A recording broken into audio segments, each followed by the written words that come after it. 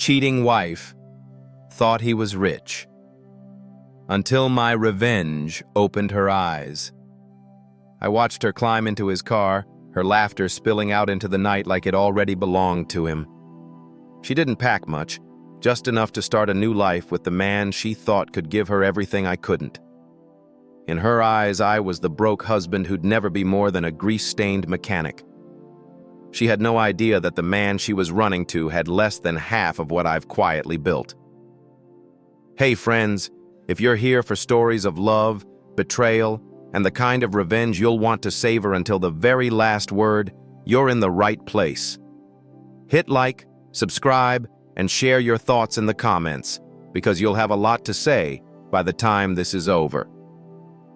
My name is Daniel Hayes, 42 years old, owner of a small-town auto shop that everyone thinks barely breaks even. That's the thing about living quiet. You see exactly who's looking at you and who's looking down on you. I've learned to let people think they know my story because sometimes their ignorance is the sharpest tool in your box. And my wife, Emily, was one of those people. We'd been married 11 years. At first, it was good. Late nights at the lake, road trips in my beat-up Chevy, laughing over takeout on the garage floor because we couldn't afford a table. Back then, she loved my rough hands and the smell of motor oil on my shirt. But as the years rolled on, the shine wore off for her. She started scrolling houses on her phone that cost more than the whole block we lived on. She'd drop comments like, "Don't you ever get tired of just enough?"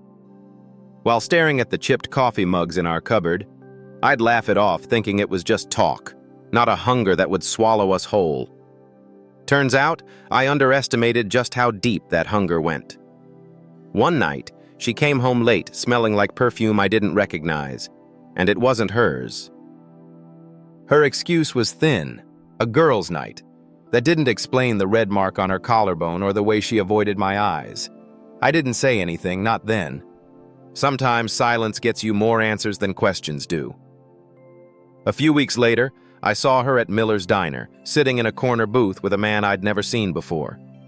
He wore a watch that screamed money, but the way he leaned in told me it was all on loan from someone else's trust fund. She laughed at something he said, touching his arm like it was the most natural thing in the world. I finished my coffee, left a tip, and walked out without letting them see me. The next day, she was sweeter than she'd been in months. Kissed me on the cheek while I was elbow deep in an engine. Asked if I needed anything from the store and came back with my favorite beer. That's when I knew for sure she was guilty, and she was trying to paint over it. Most people would have confronted her right away, but I'm not most people. See, I've spent my whole life playing the long game. You don't run a business quietly for 20 years without learning that timing is everything.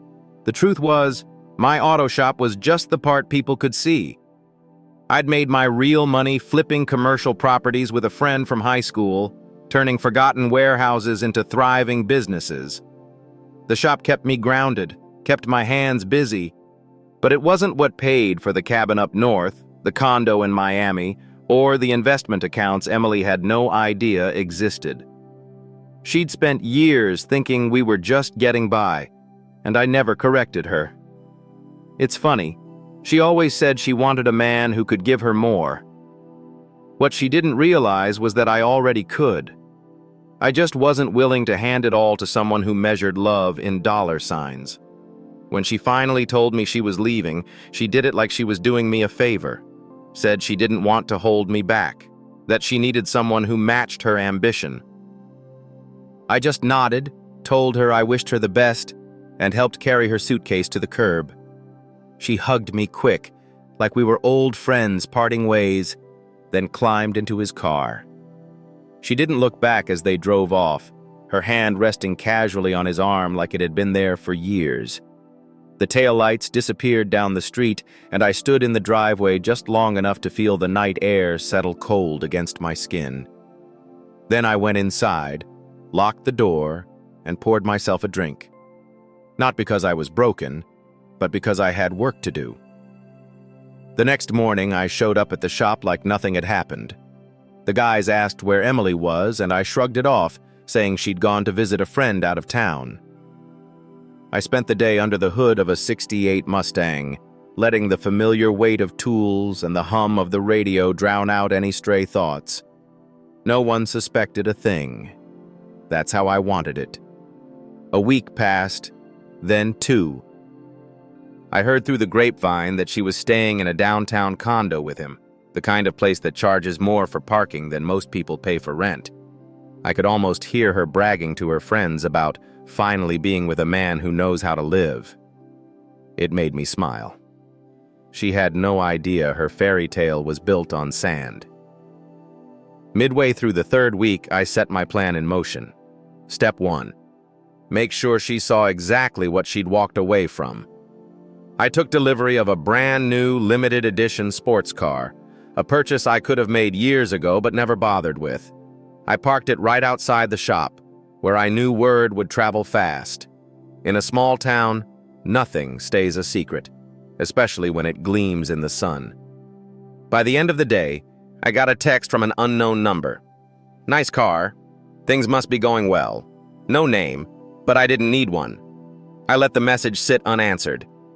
Sometimes, silence is the loudest answer you can give.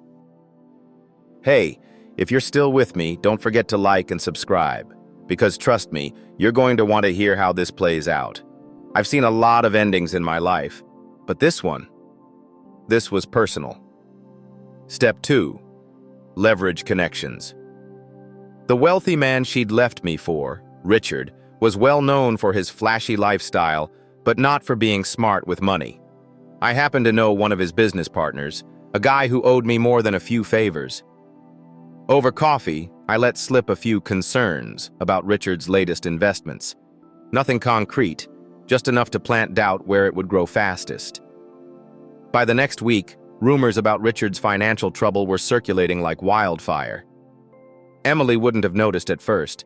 She was too busy enjoying the expensive dinners and weekends at the country club. But I knew the signs would show soon enough. I didn't have to ruin him completely. I just had to let gravity do the rest. While that was happening, I focused on my own image. I upgraded the shop's front office, replaced the old sign, and hosted a charity event that drew in half the town. Photos of me shaking hands with local leaders and standing beside my new car ended up all over social media. I made sure they were public. I wanted Emily to see what she'd traded for hollow promises. It didn't take long. One evening, I was locking up the shop when I saw her car, well, Richard's car, pull into the lot. She stepped out wearing a dress I'd never seen before, her hair styled like she was walking into a magazine shoot. For a second, I remembered the woman I used to love, but only for a second. "Daniel," she said, her voice carrying that mix of sweetness and uncertainty I knew too well. "You've been busy." I leaned against the doorframe, arms crossed, letting her take in the changes. "Business has been good," I replied evenly. "How's Richard?" Her smile faltered just slightly. "He's fine. Things have been complicated." I almost felt sorry for her, but then I remembered the way she left. No hesitation, no goodbye worth keeping. I said nothing, just unlocked my car and got in. As I drove away, I caught a glimpse of her in the rearview mirror, standing there in the fading light watching me leave. This time, I didn't look back either. 2 weeks passed after that brief encounter at the shop. I didn't see Emily around town, but word traveled easily. Richard's construction project had stalled. Investors were pulling out. I didn't have to dig too deep to know why. It was the whispers I'd started, fertilized by his own poor decisions. When you plant seeds in the right soil, you don't have to force them to grow. One Friday morning, I was in my office going over invoices when the phone rang. The number was unfamiliar, but the area code wasn't. I answered. "Daniel? It's me." That pause, half hesitation, half hope, was all I needed to know who it was. I leaned back in my chair, staring at the ceiling. "What can I do for you, Emily?" She tried to keep her voice steady. I think I made a mistake."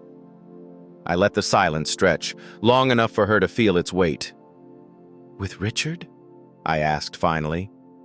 "With everything," she said. And for the first time in years, her tone sounded small. She wanted to meet. Just to talk. I agreed, but not for the reasons she thought. We picked a quiet cafe on the edge of town, somewhere neutral, somewhere I could walk away without looking over my shoulder. When I arrived, she was already there, hands wrapped around a cup of coffee that had probably gone cold. She looked different. The confidence she'd worn like expensive perfume was gone, replaced with something closer to regret. I sat down across from her and waited. "I thought Richard could give me the life I wanted," she began, eyes on the table. "But it's all falling apart. He's in debt, Daniel. Deep debt. He's been lying to everyone, including me." Her voice cracked on that last part, and I knew she wanted me to fill the silence with comfort. I didn't. Finally, she looked up. "I know I don't deserve this, but could we try again?" The words hung there like smoke, thin, fragile, and already starting to disappear. I thought about the years we'd spent together, the life we'd built, the trust she'd burned to the ground without warning. "Emily," I said slowly, "you left because you thought I couldn't give you more. The truth is, I just wasn't willing to give more to someone who valued money over the man standing in front of her." Her eyes widened, confusion flickering into something sharper. "What do you mean?" she asked. So I told her. About the properties, the investments, the quiet wealth she'd never seen because I'd never needed to flaunt it. Her hand tightened around the cup, and for a moment I thought she might drop it. "All this time," she whispered. I nodded. "All this time." She swallowed hard, and I could see the realization settling in. She'd traded stability for a fantasy, and the fantasy had collapsed. We sat there for another minute, her eyes searching my face for something I wasn't going to give. Then I stood. "I wish you the best, Emily. Truly. But we don't get to rewind. Some choices don't come with a second chance." I left her there, staring into her coffee like it might have an answer. Driving back to the shop, I felt lighter than I had in months. Not because I'd won. This wasn't about winning. It was about finally letting go of something that had been dragging behind me like an anchor. I'd given her the truth, and the truth had done the rest. Over the next few weeks, Richard's downfall was the talk of the town. His flashy car was repossessed. The condo went up for sale. Emily moved into a small apartment on the outskirts, working a job that barely covered her bills. We never spoke again. My business kept growing. I hired 2 more mechanics, expanded into detailing, and opened a second location in the next county. The sports car stayed parked out front, not as a trophy, but as a reminder. Sometimes it's not what you drive, but what you're willing to walk away from. That defines you. One Saturday, as I was closing up, an older customer stopped me. "You've done well for yourself, Daniel," he said. "Most folks don't know just how well." I smiled. That's how I like it. Some treasures aren't meant to be displayed. They're meant to be protected. Hey, if you've stayed with me until now, tell me in the comments, would you have told her the truth sooner or let her keep believing the lie? Don't forget to like and subscribe. I've got more stories where this came from and you won't want to miss the next one. 6 months passed before I saw Emily again. It was at the farmer's market on a warm Saturday morning. I was there picking up fresh bread and peaches. She was standing in line at a food stall wearing a faded jacket that didn't fit the woman I used to know. She noticed me before I could decide whether to say hello. Her smile was polite, almost shy, and for the first time in years there was no calculation behind it. "Daniel," she said softly, "you look good." I nodded. "You too." It was a lie, and I think she knew it. She glanced down at the paper bag in her hands and shifted her weight. "I heard you opened another shop." I told her it was true, and that business had been good. She hesitated, then asked if we could grab coffee sometime. I almost said no, but something in her tone, more tired than hopeful, made me pause. "Sure," I said. "Text me." She never did. 2 weeks later, I heard she'd left town. Someone said she was moving closer to family, starting over. Richard had gone bankrupt and was facing a lawsuit from one of his investors. His name was in the paper. Hers wasn't. Maybe that was her last smart move. One evening, while closing up the shop, a man in a tailored suit walked in. He looked around, then smiled faintly. "You don't know me," he said, "but I know about you. I was one of Richard's investors." I waited for the accusation, but it didn't come. Instead, he extended his hand. "You did me a favor without even realizing it." When his deals collapsed, I pulled out early, saved myself a fortune. If you ever need anything at all, call me. As he left, I stood there in the fading light, thinking about how strange life can be. Sometimes the people who betray you end up introducing you to the ones who will open new doors. I locked up, slid into my car, and drove home under a sky that was turning gold at the edges.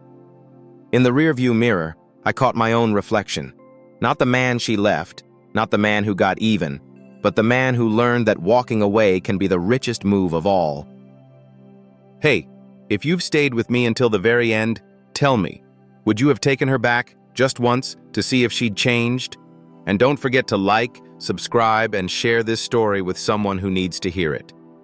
You never know who's making the smartest move of their life right now.